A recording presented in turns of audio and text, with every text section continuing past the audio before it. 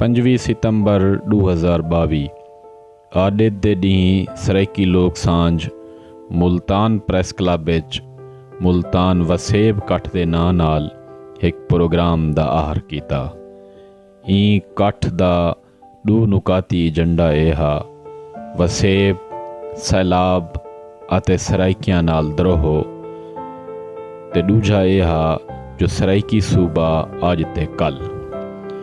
कट्ठ च पूरे वसेब विचों मुख्तलिफ तबका फ़िक्र दे लोकें सियासी कारकुनें मुख्तलिफ सियासी जमातें दे मुंतखब नुमाइंदगान प्रोफैसर्स ते स्टूडेंट्स ने शिरकत की। प्रोग्राम दा एहतमाम सराइकी लोक सांझ मुल्तान दे चैप्टर दे अगवान ते लोक सांझ दे सदर सईं अकरम मीरानी, सईं ज़हूर जोया, सईं तनवीर शाह ते मकबूल गिलानी ने कीता। प्रोग्राम विच सराइकी वसेब तो आए मुख्तलिफ लोगों की वड्डी तादाद शरीक थी। प्रोग्राम की सदारत लोक सांझ के जनरल सैकटरी सईं सफदर कलासरा ने की।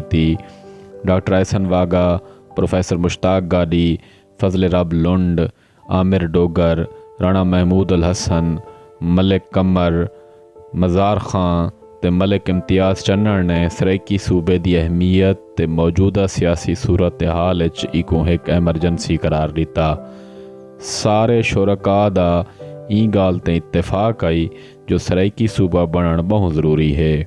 इंदे नाल वफाक मजबूत थी सी ते वसेब विच सियासी बेचैनी ख़त्म थी सी।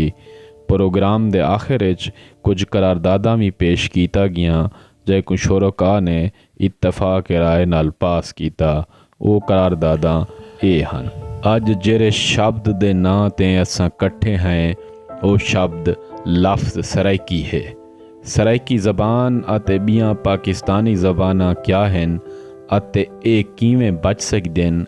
हर रलोड़ ज़बान वाले जमहूरी मुल्क विच ज़बानां दा आदर करींदे इंदे किते इंडिया ते मलेशिया विच लैंग्वेज कमीशन बनाए गए।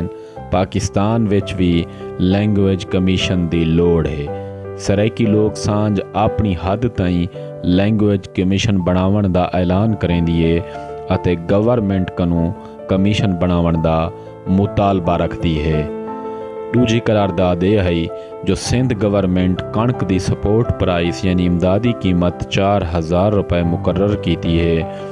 पंजाब 3000 रुपए मुकर्रर कीते। क्यों?